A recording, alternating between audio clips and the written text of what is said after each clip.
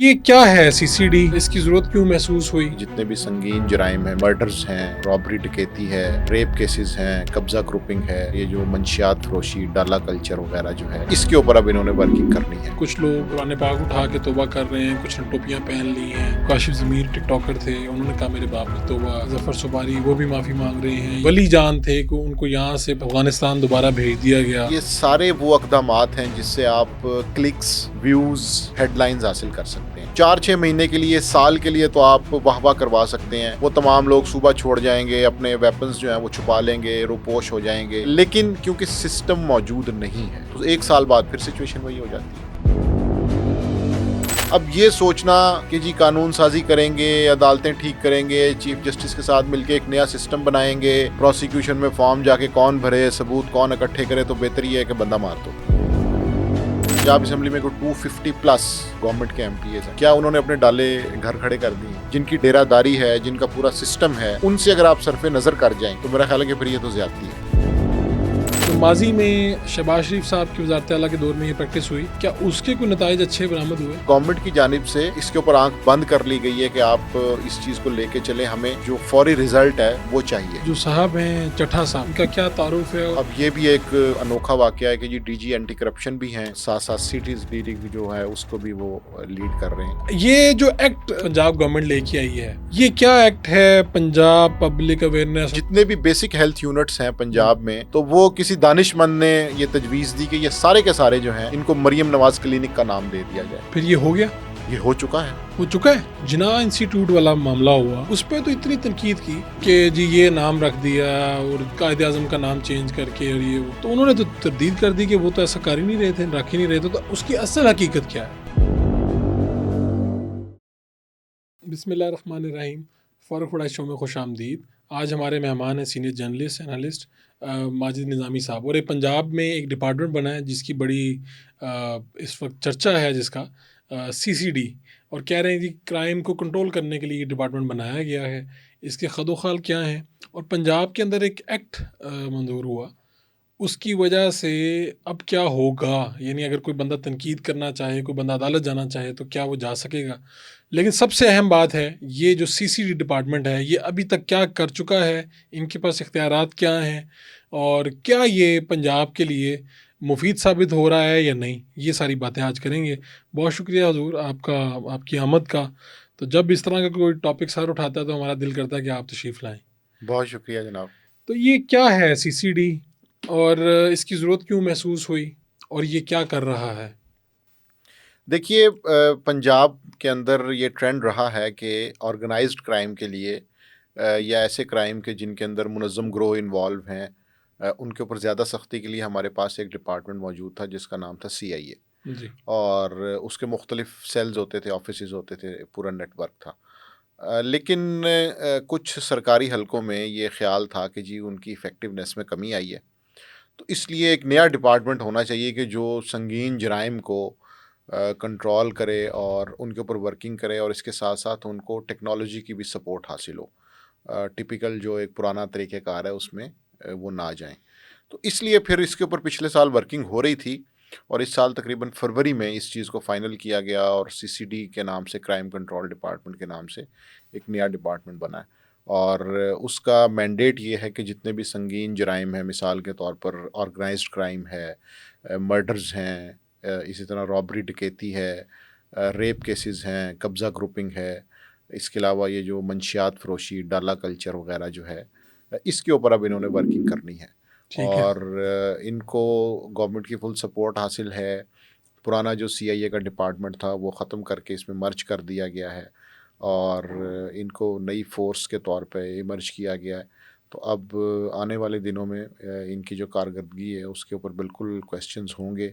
इसकी ट्रांसपेरेंसी जो है वो भी ज़ेर बहस आएगी। और अभी अभी अभी इतने माह में इनकी क्या परफॉर्मेंस रही है?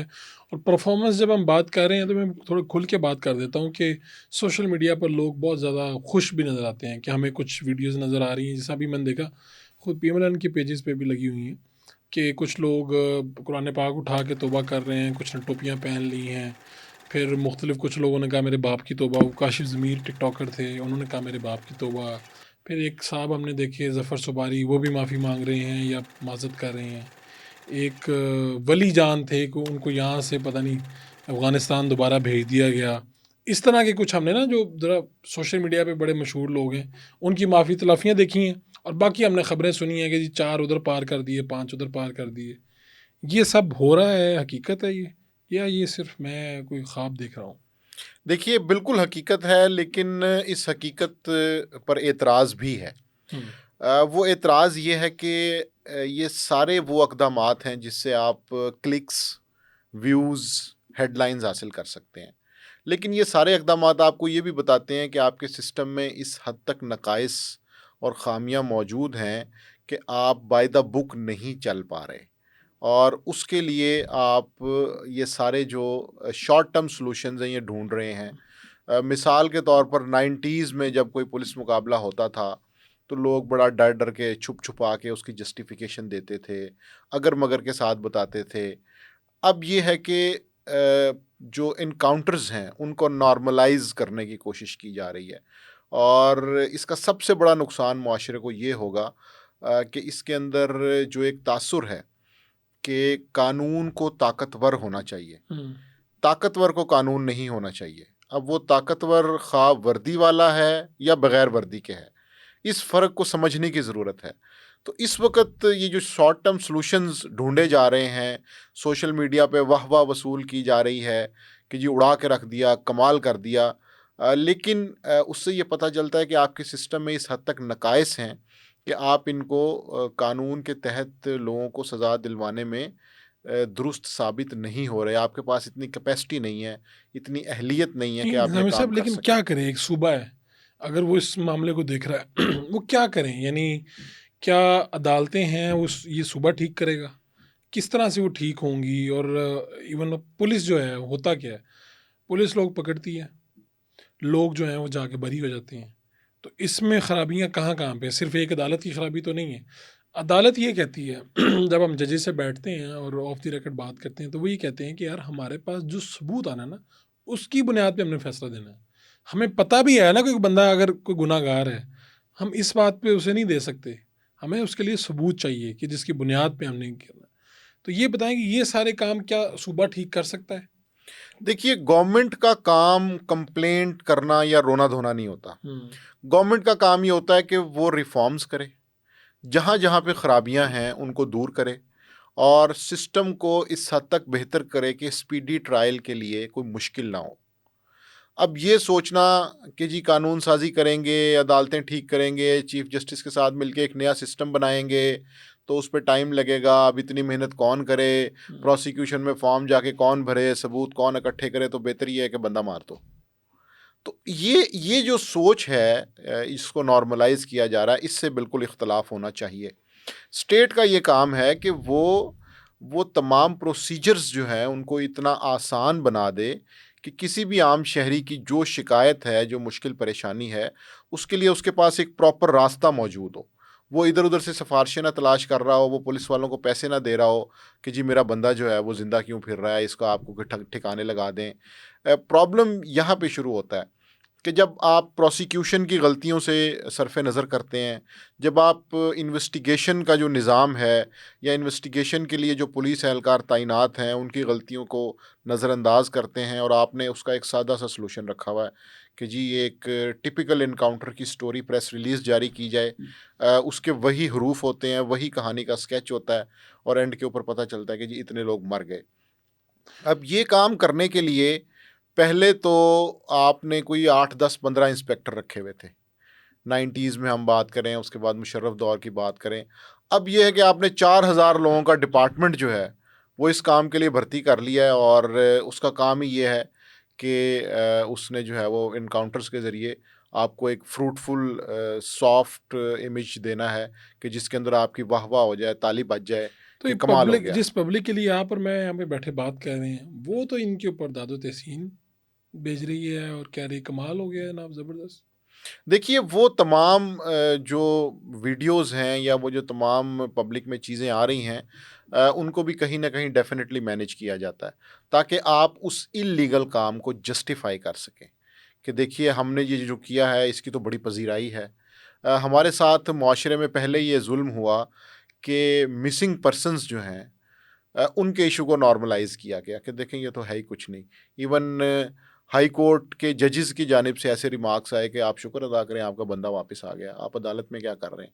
तो अगर इस हद तक आप जो सेंसिटिविटी है उसको ख़त्म कर देंगे, और अब अगर हम देखें इस साल में कोई 700 प्लस पुलिस मुकाबले हुए हैं, ये एक बहुत बड़ा नंबर है। और पिछले सालों में ये नंबर नहीं मिलता।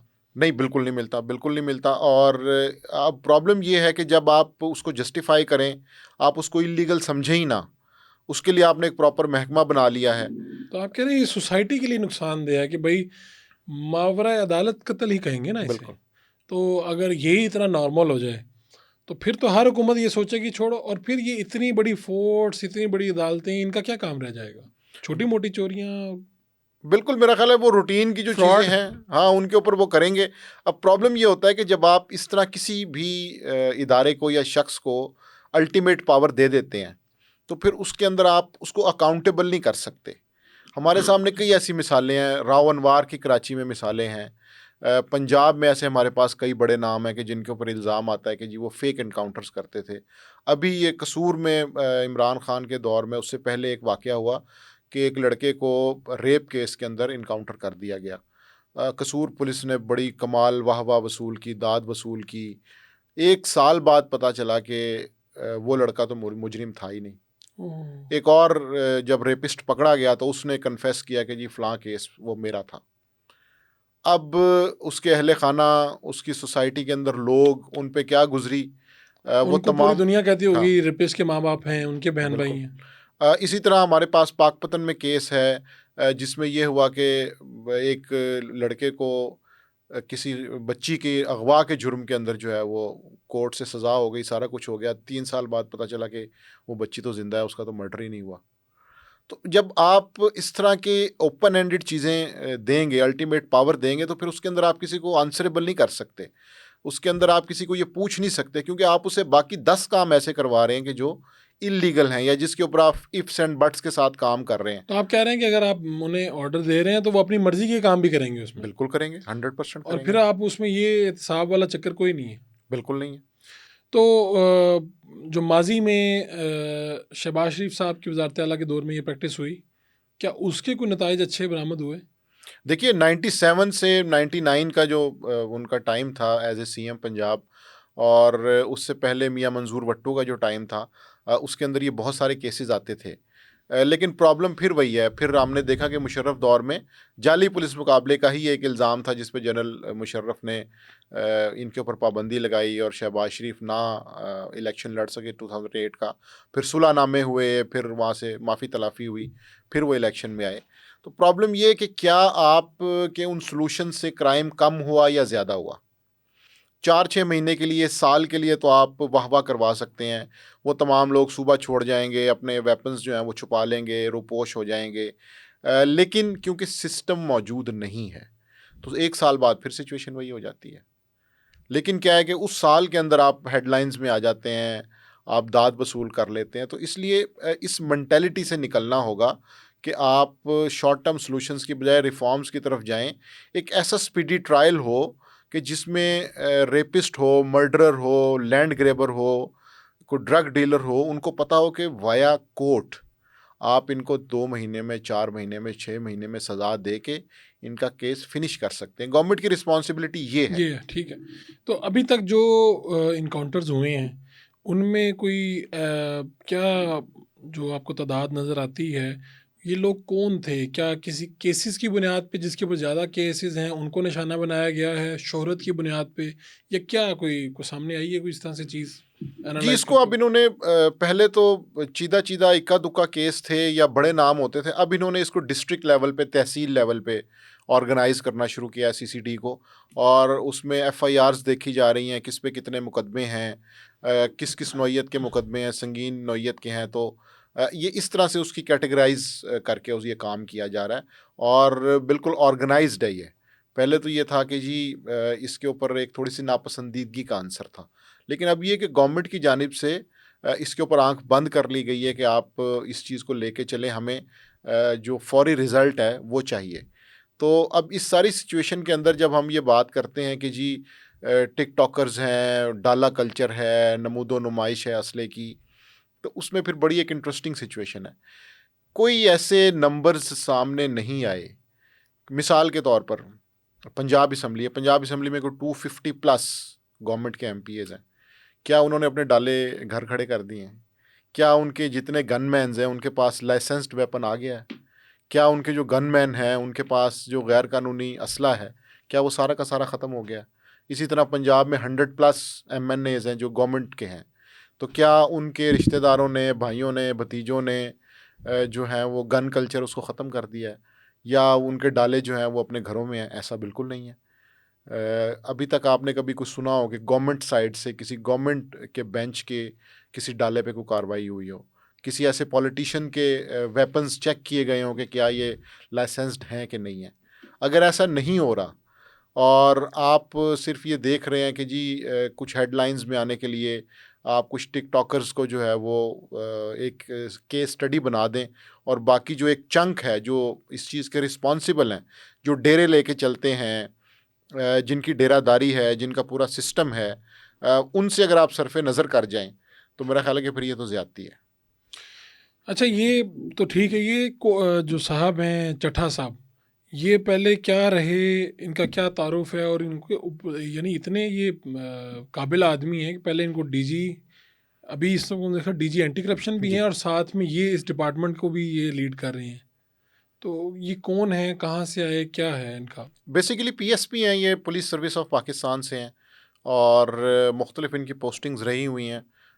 इनकी शनाख्त काफ़ी अरसे से इस तरह की है कि जिस तरह एक निडर बेबाक ऑफिसर हो।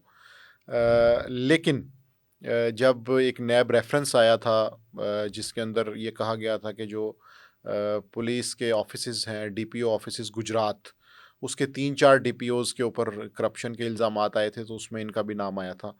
बिलियंस ऑफ रुपीस की करप्शन थी जिसमें 4 डीपीओज़ थे, कुछ को अरेस्ट भी किया गया था, वो जेल में भी गए थे। मैं खैर वो राय साहब भी जिसमें गए थे, ये वही केस था। जी मुझे बिल्कुल, चूंकि मुझे बिल्कुल, जेल में उनसे मिलने का बिल्कुल। मौका मिला था। राय एजाज थे, कामरान मुमताज़ थे, मेरा ख़्याल है 1-2 और हम्म। ऑफ़िसर्स थे, और जो अकाउंटेंट थे वहाँ के, उन्होंने ये सारी डिटेल्स दी थी। लेकिन फिर यही है कि वो चूँकि केस जो है वो तवालत का इख्तियार करता गया, और ये मुल्क से बाहर भी चले गए, फिर कुछ ज़मानत वग़ैरह करवाई और चीज़ें इन्होंने क्लियर करवाई, तो फिर जब से ये पीएमएलएन की या पीडीएम की जो गवर्नमेंट आई है उसके बाद से ये उस से निकल गए हैं। इनके जो दोस्त हैं या इनके जो हामी हैं, वो ये कहते हैं जी पॉलिटिकल विक्टिमाइजेशन के ये केसेस थे और उससे ये निकल आए हैं। लेकिन बहरहाल जब आप उन डिटेल्स को पढ़ते हैं तो वो काफ़ी शॉकिंग डिटेल्स थी, और अब ये है कि चूँकि ब्यूरोक्रेसी में भी अफसरान की पहचान होती है हम्म। कि कौन किस पॉलिटिकल लीडर के ज़्यादा करीब है, और फिर उसको उसके अकॉर्डिंगली ही पोस्टिंग्स मिलती हैं। तो अब ये भी एक अनोखा वाक़या है कि जी डीजी एंटी करप्शन भी हैं, और साथ-साथ सीटीडीडी जो है उसको भी वो लीड कर रहे हैं। कोई नहीं, वो तो खैर इतना एतराज़ नहीं है, आप जैसे साफ़ी इतराज़ करते रहते हैं। तो मुझे तो इस मुल्क में नहीं, नहीं, बहुत अच्छी बात कई है, मैं वज़ीर तो भी हैं जो हाँ, ऑटोनोमस बॉडी के सरबराह भी हाँ, हैं, बिल्कुल होना मुझे चाहिए उन जी, पे भी कोई इतराज़ नहीं। हाँ, नहीं बड़े मोहसिन नकवी साहब हैं, हुँ, वो चेयरमैन पीसीबी भी हैं, वज़ीर दाखिला भी हैं, दोनों काम बड़े अच्छे तरीके से कर रहे हैं। तो अगर बिल्कुल कोई नहीं, एक शख्स इसमें आप तो कोई जैसा, शक मेरे नहीं है, जैसा निकम्मा बंदा नहीं कर नहीं सकता कर 2 सकता, काम बिल्कुल, इकट्ठे, हाँ, या हम तो एक भी नहीं सही तरह से कर हाँ, पाते। सही बात। तो ये तो हमारी कॉम्पिटेंसी पे सवाल होना नहीं, चाहिए, नहीं, मैं उनके ऊपर नहीं। 100% इससे एग्री मेरा कर नहीं रहा हूँ। ख्याल उनके ऊपर सवाल होना हाँ, नहीं, चाहिए। कॉम्पिटेंसी पे तो बिल्कुल सवाल नहीं है। नहीं है। हुँ। अच्छा, ये जो एक्ट पंजाब गवर्नमेंट लेके आई है, ये क्या एक्ट है? पंजाब पब्लिक अवेयरनेस, और आगे मेरे ख्याल में कुछ है आगे भी। ये क्या एक्ट बड़ा मंजूर हुआ है, और इसके बाद क्या होगा? यानी उन्होंने कहा जी हम नाम भी बदल सकते हैं किसी भी इदारे का, गवर्नमेंट का जो इदारा है, और क्या क्या हो सकता है इस एक्ट के तहत, ज़रा इसकी तफसील बताइए। देखिए प्रॉब्लम ये आ रहा था गवर्नमेंट को कि गवर्नमेंट ने बेतहाशा बिलियंस ऑफ रुपीज़ की एडवर्टीज़मेंट की है हम्म। मुख्तलिफ प्रोजेक्ट्स के ऊपर। ये मुख्तलिफ डिपार्टमेंट्स के जितने भी मंसूबे नए बने हैं, तो उस पे एक एतराज़ ये किया जाता था कि क्या इतने रुपए, करोड़ों रुपए या अरबों रुपए इस एडवर्टीज़मेंट के ऊपर, इश्तिहारात के ऊपर लगाना दुरुस्त है या नहीं। अच्छा, इसी पे खबरें आ रही थी। जी कभी आता था कि भाई ये फलानी चीज़ हुई है तो लाइट्स जो हैं 30 करोड़ की लगी हैं, बिल्कुल, ये वही मसला था। ये वही मसला ठीक। था। फिर ये है कि इश्तिहारात बहुत ज़्यादा बढ़ गए थे।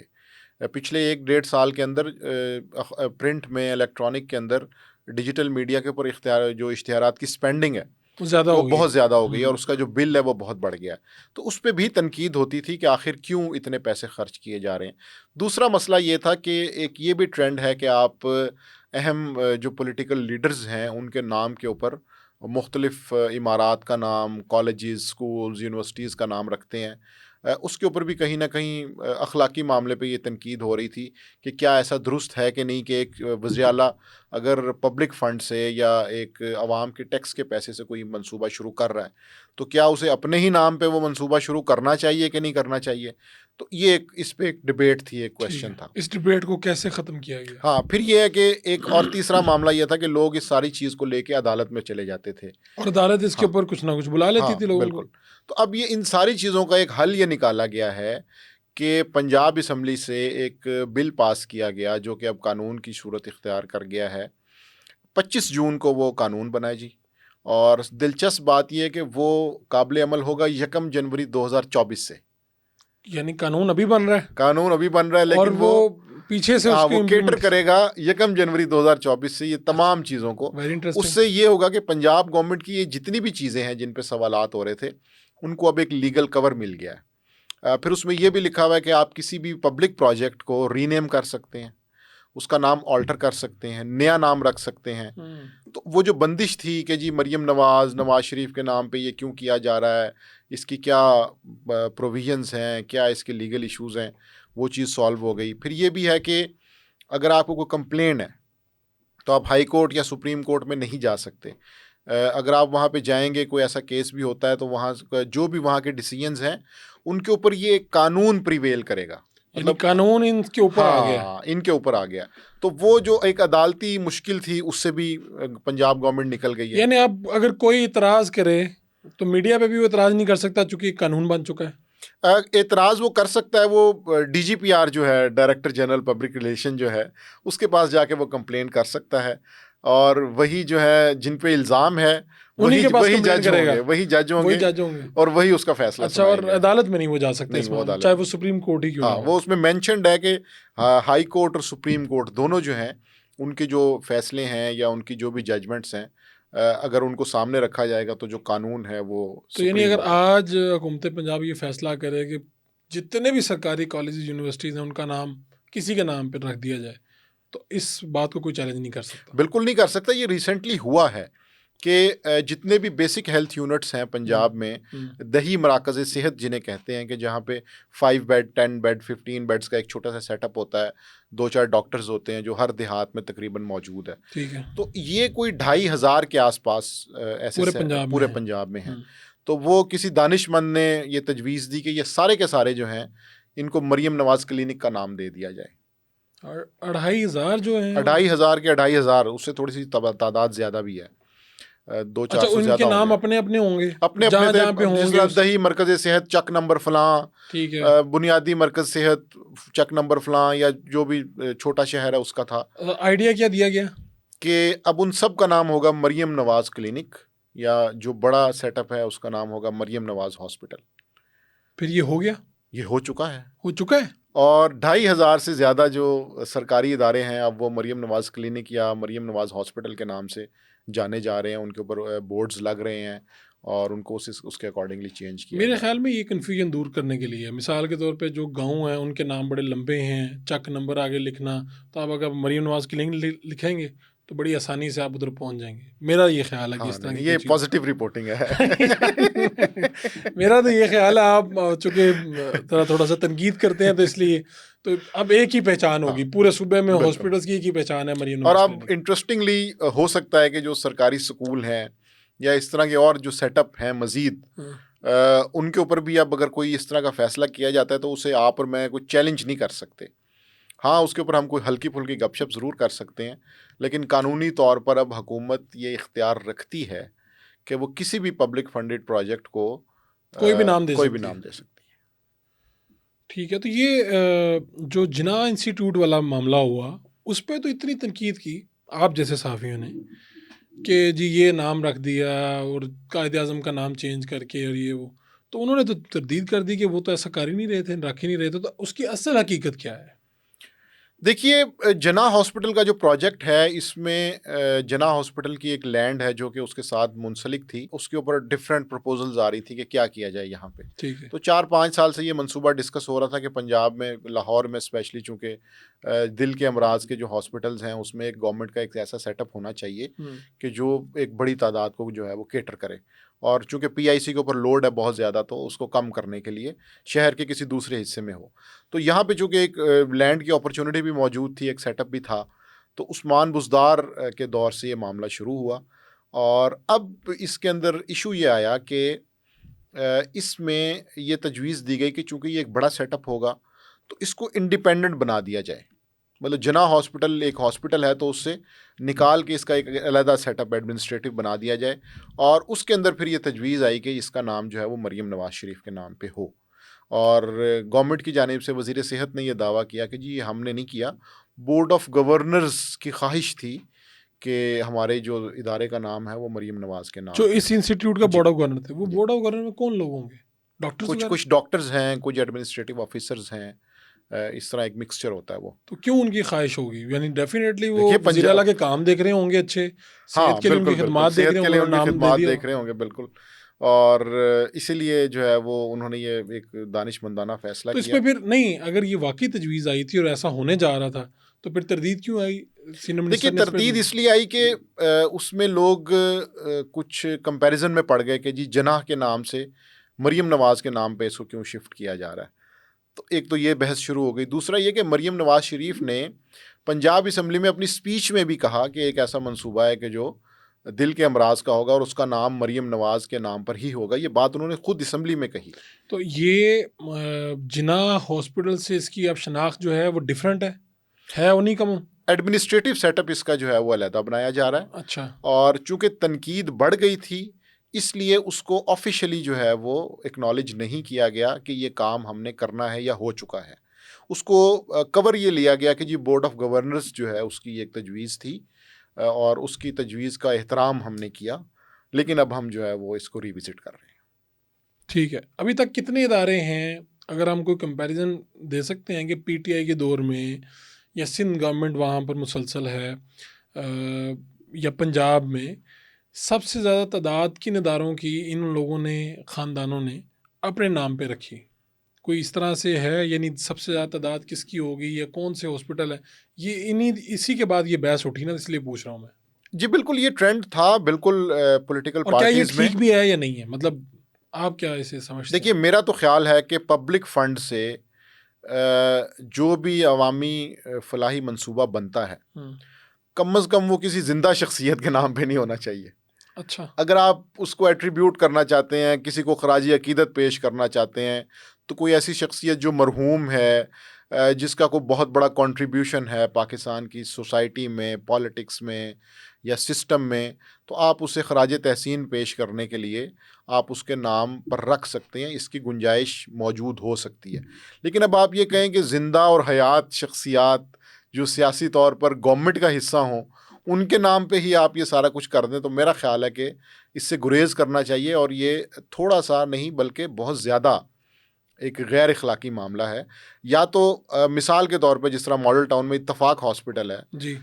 जो सब शरीफ बरादरान, मियाँ बरादरान ने बनाया अपनी ज़ाती अपने जेब अपनी से, ज़ाती हाँ। जेब से, आप उसका नाम रखें। रायवंड में शरीफ मेडिकल सिटी है, आप उसका नाम बिल्कुल रखें। नमल यूनिवर्सिटी है, आप उसको इमरान खान के इमरान नाम खान पे कर दें, यूनिवर्सिटी कह दें। कोई ऐसा इशू नहीं है। तो इस तरह के जो प्रोजेक्ट्स हैं वहाँ पर बिल्कुल गुंजाइश मौजूद है। लेकिन एक प्रॉपर सरकारी प्रोजेक्ट, वो भी किसी मरहूम शख्सियत के नाम पे ना हो और किसी ज़िंदा हयात शख्सियत के नाम पे हो जो कि गवर्नमेंट में बैठी हो, तो मेरा ख़्याल है कि इससे जो है तो वो लेकिन गुरेज़ करना तीन चाहिए। मरतबा के वज़ीर-ए-आज़म हैं, पाकिस्तान के लिए बहुत कुछ किया है। अगर उनके नाम पे यूनिवर्सिटीज़ बन रही हैं या चीज़ें बन रही हैं, तो इस पे एतराज़ होना चाहिए। अब बेनज़ीर साहिबा थी, मरहूमा हैं। अब पाकिस्तान के लिए बहुत कुछ किया उन्होंने, उनके नाम पे यूनिवर्सिटीज़ उनके नाम की जा रही हैं। देखिए सिंध करती है। बिल्कुल उस पे गुंजाइश इसलिए मौजूद है कि वो मरहूम हैं। आप कह रहे वो हैं इस यानी दुनिया से पहले जा चुकी हैं। जिसने खिदमत की है पहले हाँ, वो मरे, नहीं, नहीं, फिर पहले उसके बाद। पहले मरे ना। देखिए ज़िंदा पे जब आप आ जाएँगे ना, हाँ। तो फिर तो उसका कोई स्टैंडर्ड ही नहीं है ना। फिर फिर आप तो कह कल रहे हैं को, कि जिसके हाथ में ताकत हाँ, होगी वो कहेगा मेरे नाम पे कल रख को दो। मिनिस्टर साहब का भी दिल करेगा तो वो कहेंगे कि 2-4 प्रोजेक्ट मेरे नाम पे भी रख दो। हुँ। प्रॉब्लम तो ये है ना, उस्मान बुज़दार साहब आए तो उन्होंने अपने वालिद साहब के नाम पे जो है वो चीज़ें करना शुरू कर दी। इशू ये नहीं है। इशू ये है कि अगर वो शख्सियत किसी पॉलिटिकल ओहदेदार से एफिलिएटेड नहीं है और उसका कंट्रीब्यूशन है, तो फिर ये समझ आती है कि हाँ, उसको उसके कंट्रीब्यूशन की बुनियाद पे नाम दिया जा रहा है, रिश्तेदारी की बुनियाद पे नाम नहीं दिया जा रहा, या हुकूमती ओहदे के नाम पे नाम नहीं दिया जा रहा। आप हफीज़ जलंधरी के नाम पे रखें, कोई नहीं रखेगा। डॉक्टर अब्दुल कदीर खान के नाम पे आप कोई चीज़ बनाएं, कोई नहीं बनाएगा। क्यों? क्योंकि वो जो एक पॉलिटिकल एफिलिएशन या वो जो एक रिश्तेदारी या करंट गवर्नमेंट के अंदर जो एक ताल्लुक चाहिए, वो इन नामों का मौजूद नहीं है। एक कम्युनिकेशन के स्टूडेंट के तौर पे आप क्या देख रहे हैं जब मैं देखता हूँ कि मरीम नवाज साहिबा की तस्वीर हर जगह पे नज़र आ रही हैं, इस पे बहुत ज़्यादा तनकीद होती है। अब अगर वो काम करवा रही हैं तो उनकी तस्वीर भी होनी चाहिए। सियासतदान जो खिदमात सर अंजाम देता है, वो तो चाहेगा ना कि लोगों को पता चले ये मैंने किया। आज वो वज़ीर आला हैं तो वो चाहेंगे कि मैं इसी पोर्टफोलियो को आगे लेके चलूँ, लोगों को पता चले कि मैंने पंजाब को बदला है। वो इस तरह ही बदलेगा ना एडवर्टाइजमेंट। अगर वो अपनी तस्वीर ना लगाएं, ये वो, आप इसको किस तरह से देख रहे हैं? मैं तो इसको इस तरह से देखता हूँ कि आज के दौर में जो बच्चे बड़े हो रहे हैं, पैदा हो रहे हैं, उन सबको मरीम नवाज़ का नाम याद होगा। आप इसे देखिए, किस तरह इसको देखते हैं? तो वो कम्युनिकेशन की ज़ुबान में इंफॉर्मेशन बम्बारमेंट कहते हैं हाँ, कि हर कि तरफ आप, एक तस्वीर, एक हाँ, नाम हो। लेकिन क्या उसके लिए सरकारी फंड इस्तेमाल करना चाहिए कि नहीं, ये एक क्वेश्चन है। इशू ये है कि वो अगर कम्युनिकेशन के उसमें देखें तो ठीक जा रहे हैं वो। कम्युनिकेशन के हिसाब से वो बिल्कुल ठीक जा रहे हैं। प्रॉब्लम ये है कि क्या वो अपनी जेब से अदा कर रहे हैं कि सरकार से इस अदा पे कर रहे हमें हैं। मसला हाँ, है। क्वेश्चन यहाँ पे आता है। ये तो इखलाकी हाँ, सवाल हुआ ये है। इखलाकी सवाल है कि क्या आप 20 करोड़ या 30 करोड़ की जो कैंपेन कर रहे हैं, वो सिर्फ इसलिए कर रहे हैं कि आपकी जो तस्वीर है वो रजिस्टर हो जाए, या अगर अखबार में तस्वीर छपवाने से लोगों के दिल बदलते हैं या सियासी नज़रियात तब्दील होते हैं, तो फिर तो ये बड़ा आसान तरीका है, फिर तो तो ये कोई भी कर सकता है। लेकिन प्रॉब्लम ये है कि इससे वो पॉलिटिकल चेंज जो रिक्वायर्ड है वो नहीं आती। ये भी चीज़ हकीकत है कि जो पॉलिटिकल चेंज आप चाह रहे हैं वो इन चीज़ों से नहीं मिल रही है आपको। तो ये भी एक एक सोचने की ज़रूरत है। इसमें देखा जाए तो एक केस स्टडी थी अब्दुल अलीम खान और अयाज सादिक का इलेक्शन। तो अयाज सादिक साहब की कैंपेन बहुत अच्छी थी और वो जीते भी, वहाँ से ज़िमनी इलेक्शन था गलबा। बिल्कुल। तो अब्दुल अलीम खान साहब ने जो उस हलके के ऊपर जो खर्च कर दिया और जितनी उनकी तस्वीर जो कैंपेन थी, उससे तो यही लगता था कि अब इस हलके से अब्दुल अलीम खान ही जीतेंगे, या जिसके पास भी जाते थे तो कुछ ना कुछ उनको वहाँ से मिला होता था या कोई फ़ायदा हो रहा होता था या सड़क बन रही होती थी कुछ। लेकिन उसके फिर भी नतीजे में अयाज सादिक साहब जीत गए थे। देखिए, मसला है पॉलिटिकल नैरेटिव का। हम्म। अगर आप ये समझते हैं कि तस्वीर से या अखबार और टीवी पर इश्तिहार से आप चेंज लेके आ सकते हैं या लोगों को अपने तरफ कर सकते हैं, तो मेरा ख्याल है वो मुश्किल है। मिसाल के तौर पर रेस्क्यू 1122 है। हम्म। ये एक ऐसा प्रोजेक्ट है कि जो चौधरी परवेज़ इलाही के नाम से मंसूब रहेगा। चाहे अब उन्होंने नहीं लिखा हुआ चौधरी हाँ, परवेज लाई रेस्क्यू 1122, उसका नाम ऑफिशियली नहीं है हाँ, चौधरी परवेज़ लेकिन इलाही सबको रेस्क्यू पता है डबल कि वन ये डबल टू कारनामा तो नहीं और कर। ना कोई उनकी तस्वीरें हर साल लगाई जाती हैं एम्बुलेंसेस के ऊपर। हाँ, बिल्कुल ऐसे। आप ऐसे काम करें, ऐसे प्रोजेक्ट्स लेके आएँ कि उनकी वजह से आपको याद किया जाए, आपकी तस्वीर की वजह से आप पे तनकीद ना की जाए। बहुत शुक्रिया माननीय निज़ामी साहब, आपने बड़ी तफसील से इसके ऊपर बात की। बहुत शुक्रिया जनाब।